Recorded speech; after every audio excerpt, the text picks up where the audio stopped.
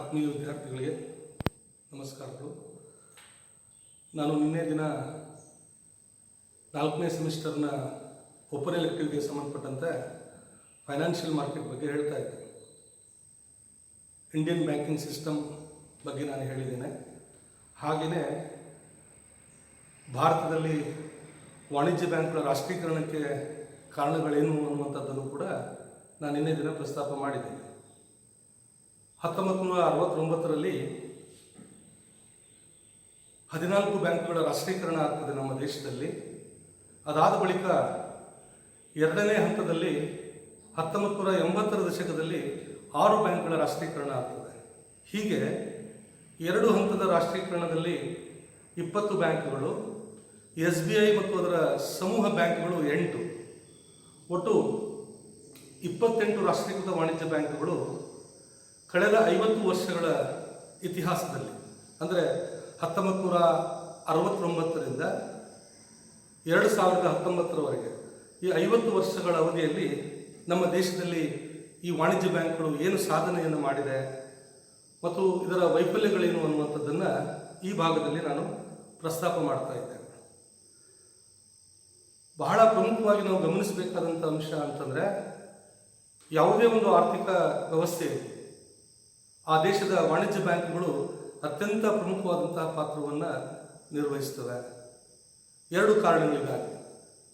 ನಾನು ಬ್ಯಾಂಕ್ ಅಂದರೆ ನಾನು ಪ್ರಾರಂಭದಲ್ಲೇ ಹೇಳಿದೆ, ಬ್ಯಾಂಕ್ ಅನ್ನುವಂಥದ್ದು ಒಂದು ಹಣಕಾಸಿನ ಸಂಸ್ಥೆ.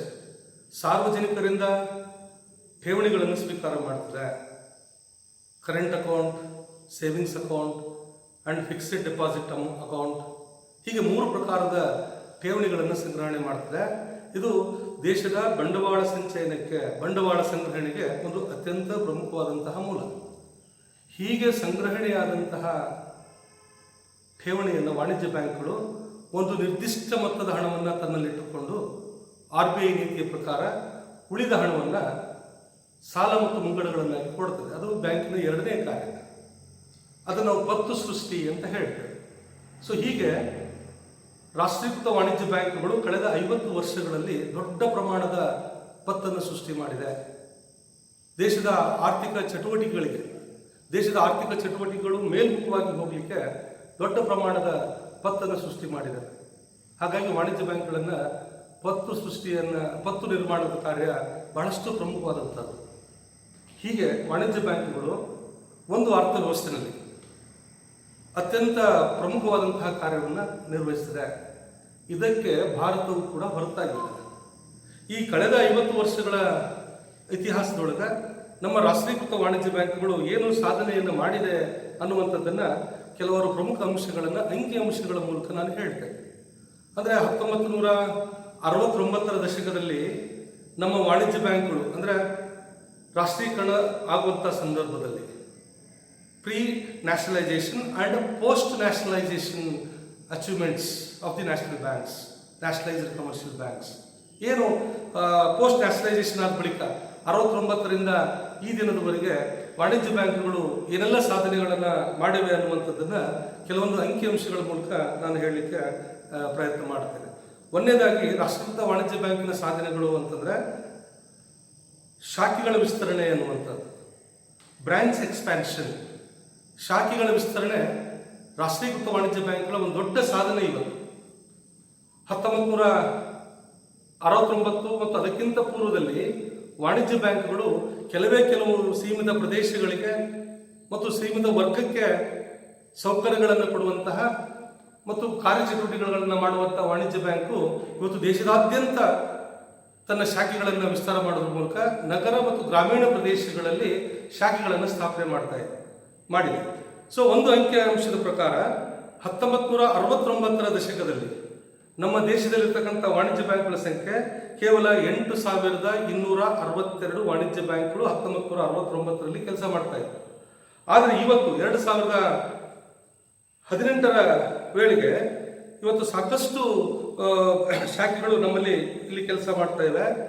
1,36,464 ಶಾಖೆಗಳೊಂದಿಗೆ ಇವತ್ತು ವಾಣಿಜ್ಯ ಬ್ಯಾಂಕುಗಳು ನಗರ ಮತ್ತು ಗ್ರಾಮೀಣ ಪ್ರದೇಶಗಳಲ್ಲಿ ಕೆಲಸ ಮಾಡ್ತಾ ಇವೆ.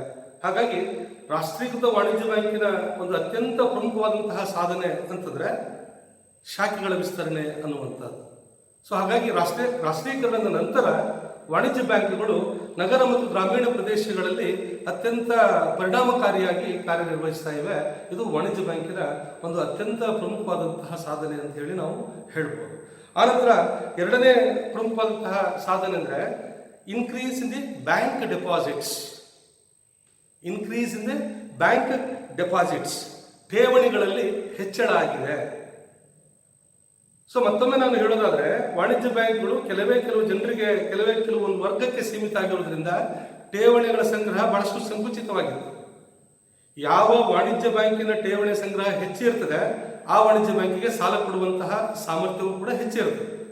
ಸೊ ರಾಷ್ಟ್ರೀಕರಣದ ನಂತರ ಏನಾಯಿತು, ವಾಣಿಜ್ಯ ಬ್ಯಾಂಕ್ಗಳನ್ನು ನಗರ ಮತ್ತು ಗ್ರಾಮೀಣ ಪ್ರದೇಶಗಳಲ್ಲಿ ವಿಸ್ತರಣೆ ಮಾಡೋದ್ರಿಂದ ಠೇವಣಿಗಳ ಪ್ರಮಾಣವೂ ಕೂಡ ಗಣನೀಯ ಪ್ರಮಾಣದಲ್ಲಿ ಹೆಚ್ಚಾಗ್ತಾ ಇದೆ. ಇವತ್ತು ಸಾಕಷ್ಟು ಪ್ರಮಾಣದ ಠೇವಣಿಗಳನ್ನು ಇವತ್ತು ವಾಣಿಜ್ಯ ಬ್ಯಾಂಕ್ಗಳು ಸಂಗ್ರಹ ಮಾಡೋದ್ರ ಮೂಲಕ ದೇಶದ ನಾನಾ ಚಟುವಟಿಕೆಗಳಿಗೆ, ಕೃಷಿ, ಕೈಗಾರಿಕೆ, ವಾಣಿಜ್ಯ, ವ್ಯಾಪಾರ, ವ್ಯವಹಾರ, ಹೀಗೆ ನಾನಾ ಉದ್ದೇಶಗಳಿಗೋಸ್ಕರ ಇವತ್ತು ವಾಣಿಜ್ಯ ಬ್ಯಾಂಕ್ಗಳು ಅಂತಕ್ಕಂಥದ್ದು ಸಾಲವನ್ನು ಕೊಡೋದ್ರ ಮೂಲಕ ದೊಡ್ಡ ಪ್ರಮಾಣದ ಪತ್ತನ್ನು ಇವತ್ತು ವಾಣಿಜ್ಯ ಬ್ಯಾಂಕ್ಗಳು ಸೃಷ್ಟಿ ಮಾಡ್ತಾ ಇವೆ. ಸೊ ಹಾಗಾಗಿ ಇದು ಯಾಕೆ ಸಾಧ್ಯ ಆಯಿತು, ವಾಣಿಜ್ಯ ಬ್ಯಾಂಕ್ಗಳಿಗೆ ಸಾಲ ಕೊಡುವಂತಹ ಸಾಮರ್ಥ್ಯ ಯಾಕೆ ಹೆಚ್ಚಾಯಿತು ಅಂತಂದ್ರೆ ವಾಣಿಜ್ಯ ಬ್ಯಾಂಕ್ಗಳ ಠೇವಣಿಗಳ ಸಂಗ್ರಹಣದ ಪ್ರಮಾಣ ಅಂತಕ್ಕಂಥದ್ದು ಗಣನೀಯ ಪ್ರಮಾಣದಲ್ಲಿ ಹೆಚ್ಚಾಗಿದೆ. ಸೊ ಅದಕ್ಕೆ ಒಂದು ಅಂಕಿಅಂಶ ಬಹಳಷ್ಟು ಸ್ಪಷ್ಟವಾಗಿ ಇದನ್ನ ಸ್ಪಷ್ಟಪಡಿಸ್ತದೆ. ಇಲ್ಲಿ ಎಷ್ಟು ಠೇವಣಿಗಳು ಹೆಚ್ಚಾಗಿದೆ ಅಂತಂದ್ರೆ 1969ರಲ್ಲಿ ನಮ್ಮ ದೇಶದಲ್ಲಿ ಇರತಕ್ಕಂತಹ ಈ 8,262 ಶಾಖೆಗಳಿಂದ ಸಂಗ್ರಹಣೆಯಾದಂತಹ ಒಟ್ಟು ಠೇವಣಿಯ ಮೊತ್ತ 4,646 ಕೋಟಿ ರೂಪಾಯಿಗಳಷ್ಟು ಠೇವಣಿಗಳನ್ನ 69ರ ದಶಕದಲ್ಲಿ ಸಂಗ್ರಹ ಮಾಡಿದ್ರೆ 2015ರ ವೇಳೆಗೆ ಬ್ಯಾಂಕ್ಗಳ ಠೇವಣಿಯ ಸಂಗ್ರಹ ಅಂತಕ್ಕಂಥದ್ದು 83,36,175 ಕೋಟಿ ರೂಪಾಯಿಗಳು ಅಂತ ಹೇಳಿ ಒಂದು ಅಂಕಿಅಂಶ ಇದೆ. 83,36,175 ಕೋಟಿ ರೂಪಾಯಿಗಳಷ್ಟು ಠೇವಣಿಗಳನ್ನ ಸಂಗ್ರಹಣೆ ಮಾಡಿದೆ. ಇತ್ತೀಚಿನ ಅಂಕಿಅಂಶ 2018ರ ಮಾರ್ಚ್ ವೇಳೆಗೆ ನಮ್ಮ ದೇಶದಲ್ಲಿ ವಾಣಿಜ್ಯ ಬ್ಯಾಂಕ್ಗಳು ಸಂಗ್ರಹಣೆ ಮಾಡಿರ್ತಕ್ಕಂಥ ಠೇವಣಿಯ ಒಟ್ಟು ಮೊತ್ತ 92,23,461 ಕೋಟಿ ರೂಪಾಯಿಗಳು. ಸೊ ಈ ಅಂಕಿಅಂಶಗಳನ್ನು ನಾವು ಗಮನಿಸೋದ್ರಿಂದ ಇಲ್ಲಿ ಬಹಳಷ್ಟು ಸ್ಪಷ್ಟವಾಗ್ತದೆ. 69ರಿಂದ ಕಳೆದ 50 ವರ್ಷಗಳ ಅವಧಿಯಲ್ಲಿ ವಾಣಿಜ್ಯ ಬ್ಯಾಂಕ್ಗಳು ದೊಡ್ಡ ಪ್ರಮಾಣದ ಠೇವಣಿಗಳನ್ನು ಸಂಗ್ರಹಣೆ ಮಾಡಿದೆ. ಹಾಗಾಗಿ ಇವತ್ತು ವಾಣಿಜ್ಯ ಬ್ಯಾಂಕ್ಗಳಿಗೆ ಸಾಲ ಕೊಡುವಂತಹ ಸಾಮರ್ಥ್ಯನೂ ಕೂಡ ಹೆಚ್ಚಾಗಿದೆ. ಅದರಲ್ಲೂ ವಿಶೇಷವಾಗಿ ಈ ಶಾಖೆಗಳ ವಿಸ್ತರಣೆಗೆ ಸಂಬಂಧಪಟ್ಟಂತ ಇನ್ನೊಂದು ಪ್ರಮುಖವಾದಂತಹ ಅಂಶ ಅಂತಂದ್ರೆ ಗ್ರಾಮೀಣ ಪ್ರದೇಶಗಳಿಗೆ ಶಾಖೆಗಳನ್ನು ವಿಸ್ತರಣೆ ಮಾಡಿದೆ. Branch expansion to the rural areas, ಗ್ರಾಮೀಣ ಪ್ರದೇಶಗಳಿಗೆ ಶಾಖೆಗಳನ್ನು ವಿಸ್ತಾರ ಮಾಡ್ತಾ ಇದೆ. ಮೊದಲೆಲ್ಲ ರಾಷ್ಟ್ರೀಕರಣ ಆದ ನಂತರವೂ ಕೂಡ ವಾಣಿಜ್ಯ ಬ್ಯಾಂಕ್ಗಳು ಕೇವಲ ನಗರ ಪ್ರದೇಶಗಳಿಗೆ ಮಾತ್ರ ಸೀಮಿತ ಆಗಿತ್ತು. 69, 70, 75ರ ದಶಕದವರೆಗೂ ಕೂಡ ವಾಣಿಜ್ಯ ಬ್ಯಾಂಕ್ಗಳು ಕೇವಲ ನಗರ ಪ್ರದೇಶಗಳಿಗೆ ಸೀಮಿತಕ್ಕಂಥ ವಾಣಿಜ್ಯ ಬ್ಯಾಂಕ್ಗಳನ್ನ ಗ್ರಾಮೀಣ ಪ್ರದೇಶಗಳಿಗೆ ವಿಸ್ತರಣೆ ಮಾಡುವಂಥ ಕೆಲಸವನ್ನ ರಾಷ್ಟ್ರೀಕರಣದ ನಂತರ ಬ್ಯಾಂಕ್ಗಳು ಮಾಡಿದೆ. ಯಾಕಂದ್ರೆ ಭಾರತ ಹಳ್ಳಿಗಳಿಂದ ಕೂಡಿರ್ತಕ್ಕಂತಹ ರಾಷ್ಟ್ರ. ಇವತ್ತು ನಮ್ಮ ದೇಶದಲ್ಲಿ 7 ಲಕ್ಷಕ್ಕಿಂತ ಹೆಚ್ಚು ಹಳ್ಳಿಗಳಿವೆ. ಹಾಗಾಗಿ ನಾವು ನಗರ ಪ್ರದೇಶದಲ್ಲಿ ಎಷ್ಟು ಜನ ವಾಸ ಮಾಡ್ತಾ ಇದ್ದಾರೆ, ಅಷ್ಟೇ ಪ್ರಮಾಣದಲ್ಲಿ ಗ್ರಾಮೀಣ ಪ್ರದೇಶದಲ್ಲಿ ಅದಕ್ಕಿಂತ ಹೆಚ್ಚು ಜನ ವಾಸ ಮಾಡ್ತಾ ಇದ್ದಾರೆ. ಹಾಗಾಗಿ ಎಲ್ಲಿಯವರೆಗೆ ಬ್ಯಾಂಕ್ಗಳ ಬ್ಯಾಂಕ್ಗಳ ಸೌಲಭ್ಯಗಳನ್ನು ಗ್ರಾಮೀಣ ಪ್ರದೇಶಗಳವರೆಗೆ ವಿಸ್ತಾರ ಮಾಡಲಿಕ್ಕೆ ಸಾಧ್ಯ ಇಲ್ವೋ ಅಲ್ಲಿವರೆಗೆ ಈ ದೇಶದ ಆರ್ಥಿಕ ಅಭಿವೃದ್ಧಿ ಅನ್ನುವಂಥದ್ದು ಅಸ್ಪಷ್ಟವಾಗಿರ್ತದೆ. ಸೊ ಆ ಕಾರಣಕ್ಕೋಸ್ಕರ 1970ರ ದಶಕದ ನಂತರ ವಾಣಿಜ್ಯ ಬ್ಯಾಂಕ್ಗಳು ಗ್ರಾಮೀಣ ಪ್ರದೇಶಗಳಿಗೆ ಶಾಖೆಗಳನ್ನು ವಿಸ್ತಾರ ಮಾಡುವಂತ ಕೆಲಸ ಮಾಡ್ತದೆ. ಆ ನಂತರ ಪ್ರಾದೇಶಿಕ ಗ್ರಾಮೀಣ ಬ್ಯಾಂಕ್ಗಳ ಸ್ಥಾಪನೆ ಆಗ್ತದೆ. ಅದು ಮುಂದಿನ ಅಧ್ಯಾಯದಲ್ಲಿ ನಾನು ಹೇಳ್ತೇನೆ. ಪ್ರಾದೇಶಿಕ ಗ್ರಾಮೀಣ ಬ್ಯಾಂಕ್ಗಳನ್ನ ಸ್ಥಾಪನೆ ಮಾಡ್ತದೆ. ರಾಷ್ಟ್ರೀಕೃತ ವಾಣಿಜ್ಯ ಬ್ಯಾಂಕ್ಗಳು ಕೂಡ ಗ್ರಾಮೀಣ ಶಾಖೆಗಳನ್ನ ಪ್ರಾರಂಭ ಮಾಡ್ತದೆ. ಸೊ ಹೀಗೆ ಒಟ್ಟು ಒಂದು ಅಂಕಿಅಂಶದ ಪ್ರಕಾರ ಇಲ್ಲಿ ಎಷ್ಟು ಶಾಖೆಗಳಿದ್ವು ಅಂತಂದ್ರೆ 2017ರ ವೇಳೆಗೆ 61,354 ಶಾಖೆಗಳನ್ನು ಗ್ರಾಮೀಣ ಪ್ರದೇಶದಲ್ಲಿ ವಾಣಿಜ್ಯ ಬ್ಯಾಂಕ್ಗಳು ಕಾರ್ಯ ಪ್ರಾರಂಭ ಮಾಡುತ್ತದೆ. ಅಂದ್ರೆ ಸ್ವಲ್ಪ ಹೆಚ್ಚು ಕಡಿಮೆ ಅರ್ಧದಷ್ಟು ಬ್ಯಾಂಕಿಂಗ್ ಚಟುವಟಿಕೆಗಳು, ಅರ್ಧದಷ್ಟು ಶಾಖೆಗಳು ಇವತ್ತು ಗ್ರಾಮೀಣ ಪ್ರದೇಶದಲ್ಲಿ ಕೆಲಸ ಮಾಡ್ತಾ ಇರೋದ್ರಿಂದ ಗ್ರಾಮೀಣ ಜನರ ಉಳಿತಾಯವನ್ನು ಪ್ರೋತ್ಸಾಹ ಮಾಡಲಿಕ್ಕೆ ಆಗ್ತದೆ. ಮತ್ತು ಗ್ರಾಮೀಣ ಚಟುವಟಿಕೆಗಳಿಗೆ ಕೃಷಿ ಅವಲಂಬಿತ ಕಾರ್ಯಗಳು, ಚಿಕ್ಕ ಕೈಗಾರಿಕೆಗಳು, ಗುಡಿ ಕೈಗಾರಿಕೆಗಳು, ಗೃಹ ಕೈಗಾರಿಕೆಗಳು, ಹೀಗೆ ಗ್ರಾಮೀಣ ಪ್ರದೇಶದಲ್ಲಿರ್ತಕ್ಕಂತಹ ನಾನಾ ಆರ್ಥಿಕ ಚಟುವಟಿಕೆಗಳಿಗೆ, ವಿವಿಧ ಉದ್ಯೋಗಾವಕಾಶಗಳಿಗೆ ವಾಣಿಜ್ಯ ಬ್ಯಾಂಕ್ಗಳು ಅಂತಕ್ಕಂಥದ್ದು ಸಾಲ ಕೊಡುವಂತಹ ಕೆಲಸವನ್ನ ಮತ್ತು ಗ್ರಾಮೀಣ ಜನರಲ್ಲಿ ಉಳಿತಾಯ ಮಾಡುವಂತಹ ಪ್ರವೃತ್ತಿಯನ್ನು ಹೆಚ್ಚಿಸತಕ್ಕಂಥ ಕೆಲಸವನ್ನು ಇವತ್ತು ವಾಣಿಜ್ಯ ಬ್ಯಾಂಕ್ಗಳು ಇವತ್ತು ಮಾಡ್ತಾ ಇವೆ. ಆನಂತರ ಮತ್ತೊಂದು ನಾಲ್ಕನೇ ಪ್ರಮುಖವಾದಂತಹ ಒಂದು ಸಾಧನೆ ವಾಣಿಜ್ಯ ಬ್ಯಾಂಕಿನ ಸಾಧನೆ ಅಂತಂದ್ರೆ credit expansion or credit creation by commercial banks, ಪತ್ತುಗಳ ವಿಸ್ತರಣೆ ಅಂತ ಹೇಳ್ತಾರೆ. ಹಾಗಾಗಿ ವಾಣಿಜ್ಯ ಬ್ಯಾಂಕ್ ಅನ್ನ commercial bank is a dealer of credit ಅಂತಲೂ ಕೂಡ ಹೇಳ್ತೇವೆ. ಪತ್ತನ್ನು ಸೃಷ್ಟಿ ಮಾಡ್ತಕ್ಕಂಥದ್ದು. ಇವತ್ತು ಕೇಂದ್ರ ಬ್ಯಾಂಕು ನೋಟುಗಳನ್ನು ಮುದ್ರಿಸಿ ಚಲಾವಣೆಯನ್ನು ಮಾಡ್ತಕ್ಕಂತಹ ಪರಮಾಧಿಕಾರ ನಮ್ಮ ದೇಶದಲ್ಲಿ ಕೇಂದ್ರ ಬ್ಯಾಂಕ್ ಇದೆ. ಭಾರತೀಯ ರಿಸರ್ವ್ ಬ್ಯಾಂಕ್ ಅಂತಕ್ಕಂಥದ್ದು ನೋಟುಗಳನ್ನು ಮುದ್ರಿಸಿ ಚಲಾವಣೆ ಮಾಡ್ತದೆ. ಈ ಚಲಾವಣೆ ಮಾಡ್ತಕ್ಕಂತಹ ಮುದ್ರಿಸಿ ಚಲಾವಣೆ ಮಾಡ್ತಕ್ಕಂತಹ ನೋಟುಗಳನ್ನು ಪೂರೈಸತಕ್ಕಂತಹ ಸಂಪೂರ್ಣ ಕೆಲಸ ಈ ದೇಶದ ವಾಣಿಜ್ಯ ಬ್ಯಾಂಕ್ಗಳು ಮಾಡ್ತದೆ. ವಾಣಿಜ್ಯ ಬ್ಯಾಂಕ್ ಅನ್ನ ನಾವು ದಿಸ್ ಆರ್ ದ ಇನ್ಸ್ಟ್ರೂಮೆಂಟ್ಸ್. ಇವತ್ತು ವಾಣಿಜ್ಯ ಬ್ಯಾಂಕ್ಗಳು ಪತ್ತನ್ನು ಸೃಷ್ಟಿ ಮಾಡುವಂತ ಕೆಲಸ ಮಾಡ್ತದೆ. ಯಾಕಂದ್ರೆ ಪ್ರತಿಯೊಂದು ಠೇವಣಿಯೂ ಕೂಡ ಒಂದು ಪತ್ತನ್ನು ಸೃಷ್ಟಿ ಮಾಡ್ತದೆ. ಅಂದ್ರೆ ಒಂದು ವಾಣಿಜ್ಯ ಬ್ಯಾಂಕು ತಾನು ಸ್ವೀಕರಿಸತಕ್ಕಂಥ ಪ್ರತಿ ಠೇವಣಿಯ ನಿರ್ದಿಷ್ಟ ಮೊತ್ತವನ್ನ ಕಾದಿರಿಸಿಕೊಂಡು RBI ನಿರ್ದೇಶನದಂತೆ ಉಳಿದಿಷ್ಟು ಹಣವನ್ನ ಸಾರ್ವಜನಿಕರಿಗೆ ಸಾಲ ಮತ್ತು ಮುಂಗಡಗಳನ್ನು ಕೊಡುತ್ತದೆ. ಹಾಗಾಗಿ ಇವತ್ತು ನಮ್ಮ ದೇಶದಲ್ಲಿ ವಾಣಿಜ್ಯ ಬ್ಯಾಂಕ್ಗಳು ದೊಡ್ಡ ಪ್ರಮಾಣದ ಪತ್ತನ್ನ ಸೃಷ್ಟಿ ಮಾಡಲಿಕ್ಕೆ ಸಾಧ್ಯ ಆಯಿತು. ಯಾಕಂದ್ರೆ ವಾಣಿಜ್ಯ ಬ್ಯಾಂಕ್ಗಳ ಉದ್ದೇಶ ಕೇವಲ ಷೇರುದಾರರಿಗೆ ಅಥವಾ ಠೇವಣಿದಾರರಿಗೆ ಭದ್ರತೆಯನ್ನು ಕೊಡುವಂಥದ್ದಲ್ಲ. ಒಂದು ವಾಣಿಜ್ಯ ಬ್ಯಾಂಕ್ ಒಂದು ಠೇವಣಿಯನ್ನು ಸ್ವೀಕಾರ ಮಾಡಿತು ಅಂದ್ರೆ ಆ ಠೇವಣಿಯ ಸಂಪೂರ್ಣ ಮೊತ್ತವನ್ನ ವಾಣಿಜ್ಯ ಬ್ಯಾಂಕ್ನಲ್ಲಿ ಕಾದಿರಿಸಿಕೊಂಡ್ರೆ ಆ ಠೇವಣಿದಾರರಿಗೆ 100ಕ್ಕೆ 100ರಷ್ಟು ಭದ್ರತೆ ಇರ್ತದೆ. ಆದರೆ ವಾಣಿಜ್ಯ ಬ್ಯಾಂಕಿಗೆ ಲಾಭ ಇರೋದಿಲ್ಲ.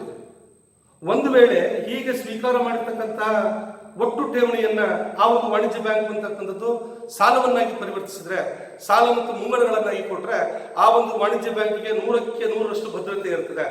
ಆದರೆ ಠೇವಣಿದಾರರಿಗೆ ಭದ್ರತೆ ಇರೋದಿಲ್ಲ. ಸಾಲ ಕೊಡ್ತಕ್ಕ 100ಕ್ಕೆ 100ರಷ್ಟು ಸಾಲ ಕೊಟ್ಟಾಗ ಆ ಬ್ಯಾಂಕಿಗೆ 100ಕ್ಕೆ 100ರಷ್ಟು ಲಾಭ ಇರ್ತದೆ, ಲಾಭದಾಯಕತ್ವ ಇರ್ತದೆ. ಆದರೆ ಠೇವಣಿದಾರನಿಗೆ ಭದ್ರತೆ ಅಂತಕ್ಕಂಥದ್ದು ಇರೋದಿಲ್ಲ. ಆದರೆ ವಾಣಿಜ್ಯ ಬ್ಯಾಂಕಿನ ಉದ್ದೇಶ ಏನು ಅಂತಂದ್ರೆ ಠೇವಣಿದಾರರಿಗೆ ಭದ್ರತೆಯನ್ನ ಮತ್ತು ಬ್ಯಾಂಕಿಗೆ ಲಾಭವನ್ನು ಕೂಡ ಮಾಡಬೇಕಾಗ್ತದೆ. ಸೊ ಅಂತಹ ಸನ್ನಿವೇಶದಲ್ಲಿ ವಾಣಿಜ್ಯ ಬ್ಯಾಂಕ್ಗಳು ಪತ್ತು ಸೃಷ್ಟಿಯ ಕಾರ್ಯವನ್ನು ಮಾಡ್ತವೆ. ಸೊ ಒಂದು ದೇಶದ ಆರ್ಥಿಕ ಚಟುವಟಿಕೆಗಳು ಮೇಲ್ಮುಖವಾಗಿ ಹೋಗಲಿಕ್ಕೆ, ಉತ್ಪಾದನೆ ಮತ್ತು ಉತ್ಪಾದನಾ ಚಟುವಟಿಕೆಗಳು, ವ್ಯಾಪಾರ, ವಾಣಿಜ್ಯ ಎಲ್ಲವೂ ಮೇಲ್ಮುಖವಾಗಿ ಹೋಗಲಿಕ್ಕೆ ಪ್ರಮುಖವಾದಂತಹ ಕಾರಣ ವಾಣಿಜ್ಯ ಬ್ಯಾಂಕ್ಗಳು ಸೃಷ್ಟಿಸ್ತಕ್ಕಂತಹ ಸಾಲಗಳು.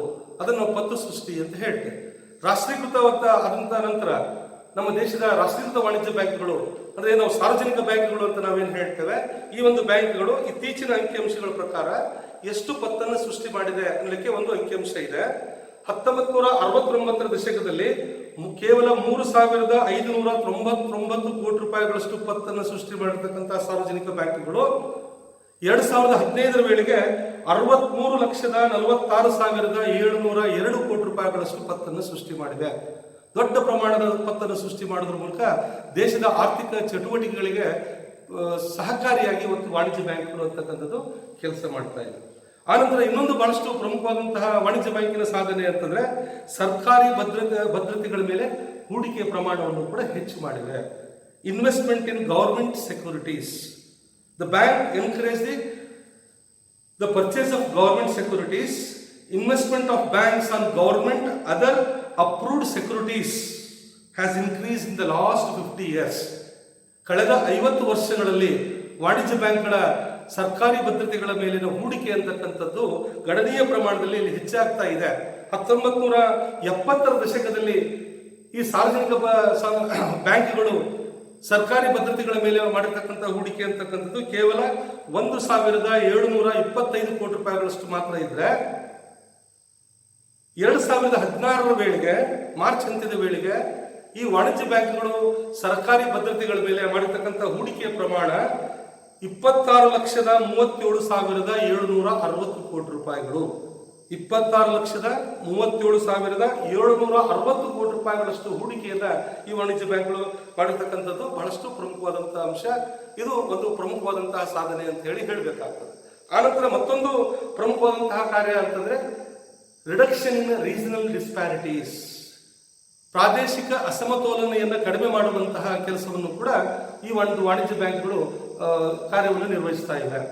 ಯಾಕಂತಂದ್ರೆ ನಾನು ನಿನ್ನೆ ದಿನ ಪ್ರಸ್ತಾಪ ಮಾಡಿದೆ. ನಮ್ಮ ದೇಶದಲ್ಲಿ ಒಂದು ದೊಡ್ಡ ಸಮಸ್ಯೆ, ಇಂದಿಗೂ ಕೂಡ ಒಂದು ದೊಡ್ಡ ಸಮಸ್ಯೆ ಅಂತಂದ್ರೆ ಪ್ರಾದೇಶಿಕ ಅಸಮತೋಲನ ಅಂತ ಹೇಳ್ತೇವೆ. ಇವತ್ತು ದೇಶದ ಎಲ್ಲ ಭಾಗಗಳು, ಪೂರ್ವ, ಪಶ್ಚಿಮ, ಉತ್ತರ ಮತ್ತು ದಕ್ಷಿಣ 4 ಭಾಗಗಳು ಕೂಡ ಸಮತೋಲನ ಆರ್ಥಿಕ ಅಭಿವೃದ್ಧಿಯನ್ನು ಕಂಡಿಲ್ಲ. ಬಹಳ ಸ್ಪಷ್ಟವಾಗಿ ಎದ್ದು ಕಾಣ್ತದೆ. ನಾರ್ತ್ ಸ್ಟೇಟ್ಸ್, ಇತರ ಎಲ್ಲ ರಾಜ್ಯಗಳಿಗೆ ನಾವು ಹೋಲಿಕೆ ಮಾಡಿದ್ರೆ ಈಶಾನ್ಯ ರಾಜ್ಯಗಳು ಬಹಳಷ್ಟು ಹಿಂದುಳಿದಿವೆ. ಉತ್ತರ ಭಾರತದ ಕೆಲವು ರಾಜ್ಯಗಳಿಗೆ ಹೋಲಿಸಿದ್ರೆ ದಕ್ಷಿಣದ ಭಾರತದ ಕೆಲವು ರಾಜ್ಯಗಳು ಬಹಳಷ್ಟು ಹಿಂದುಳಿದಿರ್ತಕ್ಕಂಥ ಸನ್ನಿವೇಶವನ್ನು ನಾವು ಕಾಣ್ತೇವೆ.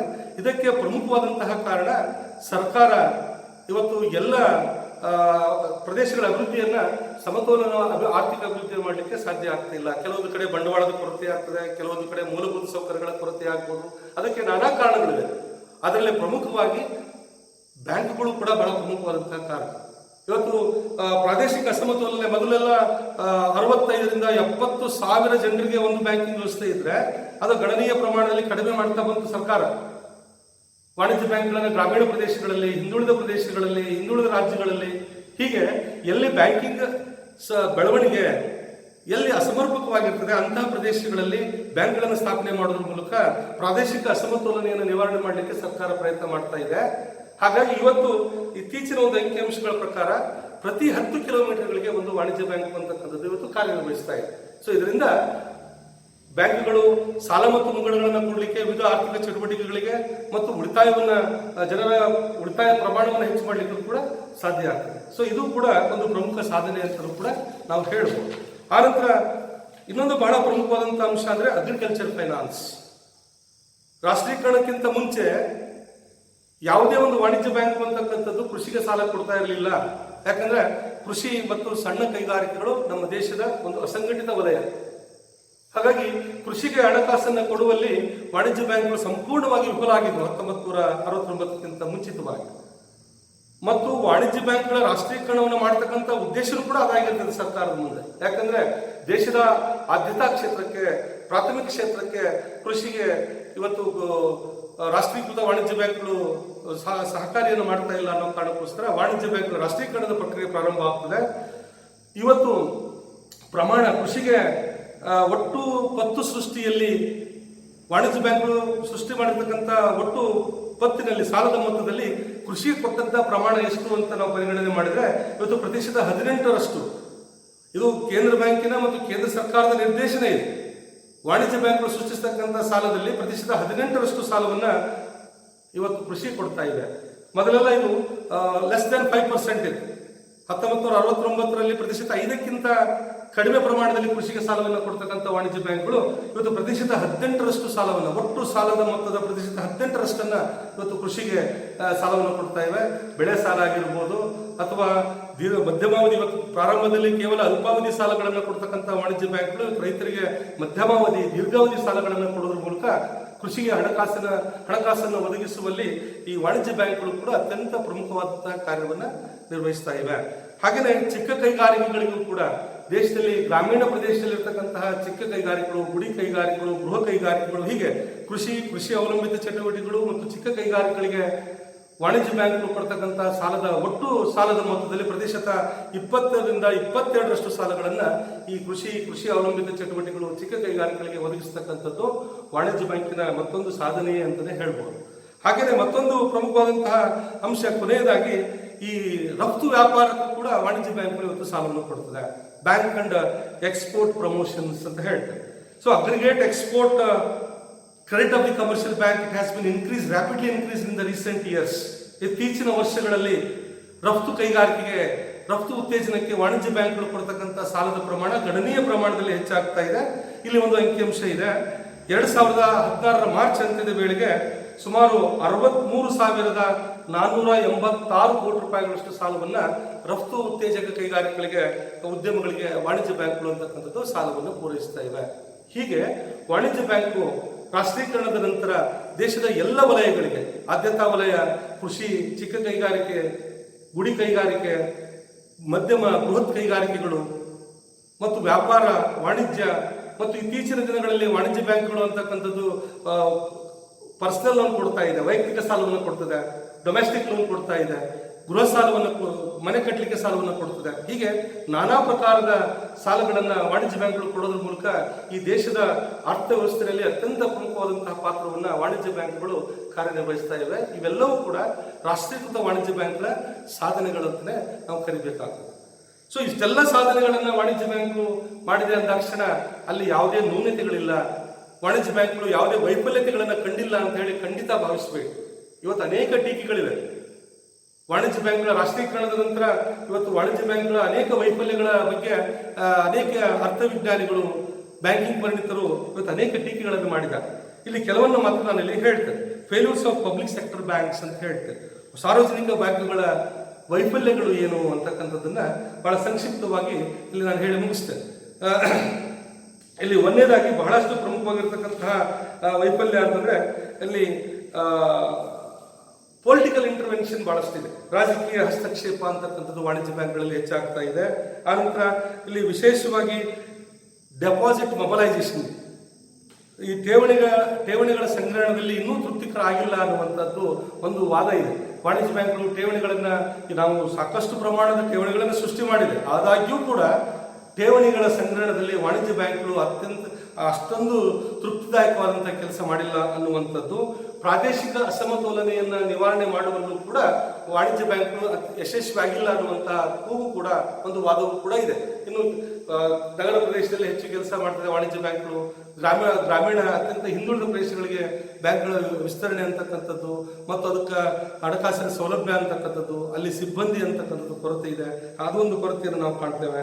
ಆನಂತರ ಇನ್ನೊಂದು ದೊಡ್ಡ ಒಂದು ವೈಫಲ್ಯ, ವಾಣಿಜ್ಯ ಬ್ಯಾಂಕ್ಗಳ ವೈಫಲ್ಯ ಅಂದರೆ ಇನ್ಎಫಿಷಿಯಂಟ್ ಕಸ್ಟಮರ್ ಸರ್ವಿಸ್. ಗ್ರಾಹಕರ ಸೇವೆಗಳನ್ನು ಮಾಡುವಲ್ಲಿ ಸಾರ್ವಜನಿಕ ವಾಣಿಜ್ಯ ಬ್ಯಾಂಕ್ಗಳು ಇವತ್ತು ವಿಫಲ ಆಗಿದೆ ಅನ್ನುವಂಥ ಮಾತು. ಇವತ್ತು ಖಾಸಗಿ ಬ್ಯಾಂಕ್ಗಳಿಗೆ ನೋಡಿದರೆ ಇದು ರಾಷ್ಟ್ರೀಕೃತ ವಾಣಿಜ್ಯ ಬ್ಯಾಂಕ್ಗಳು ಗ್ರಾಹಕರನ್ನು ಸರಿಯಾಗಿ ಸೇವೆಗಳನ್ನು ಕೊಡ್ತಾ ಇಲ್ಲ ಅನ್ನುವಂಥ ಕೂಗು ಮತ್ತೊಂದು ವೈಫಲ್ಯ ಅನ್ನುವಂಥದ್ದಾದರೆ, ವಾಣಿಜ್ಯ ಬ್ಯಾಂಕ್ಗಳ ಲಾಭದ ಪ್ರಮಾಣವೂ ಕೂಡ ಕಡಿಮೆ ಆಗಿರ್ತಕ್ಕಂಥದ್ದು. ಇನ್ನೊಂದು ಬಹಳಷ್ಟು ಪ್ರಮುಖವಾದಂಥದ್ದು ಅಂತಂದರೆ ಇರ್ರೆಗ್ಯುಲಾರಿಟೀಸ್ ಆ್ಯಂಡ್ ಮಾಲ್ ಪ್ರಾಕ್ಟೀಸಸ್. ಇವತ್ತು ಲಂಚ, ಭ್ರಷ್ಟಾಚಾರ, ಅವ್ಯವಹಾರಗಳು ಕೂಡ ವಾಣಿಜ್ಯ ಬ್ಯಾಂಕ್ಗಳಲ್ಲಿ, ಸಾರ್ವಜನಿಕ ಬ್ಯಾಂಕ್ಗಳಲ್ಲಿ ಕಾಣ್ತಾ ಇವೆ. ಎಲ್ಲ ದೋಷಗಳನ್ನು ನಾವು ವಾಣಿಜ್ಯ ಬ್ಯಾಂಕ್ಗಳಲ್ಲಿ ನಾವು ಕಾಣ್ತಾ ಇದ್ದೇವೆ. ಸೊ ಇದಿಷ್ಟು ವಾಣಿಜ್ಯ ಬ್ಯಾಂಕ್ಗಳ, ರಾಷ್ಟ್ರೀಕೃತ ವಾಣಿಜ್ಯ ಬ್ಯಾಂಕ್ಗಳ ಕಳೆದ 50 ವರ್ಷಗಳ ಸಾಧನೆ ಮತ್ತು ಕೆಲವೊಂದು ವೈಫಲ್ಯಗಳು. ಸೊ ನಾಳೆಯ ದಿನ ಮುಂದಿನ ಅಧ್ಯಾಯದಲ್ಲಿ ಗ್ರಾಮೀಣ ವಾಣಿಜ್ಯ ಬ್ಯಾಂಕ್ಗಳ ಕಾರ್ಯಗಳೇನು, ವಾಣಿಜ್ಯ ಬ್ಯಾಂಕ್ಗಳ ವರ್ಗೀಕರಣ, ಪ್ರಾದೇಶಿಕ ಗ್ರಾಮೀಣ ಬ್ಯಾಂಕ್ಗಳು, ಹೀಗೆ ಅನೇಕ ಅಂಶಗಳಿವೆ.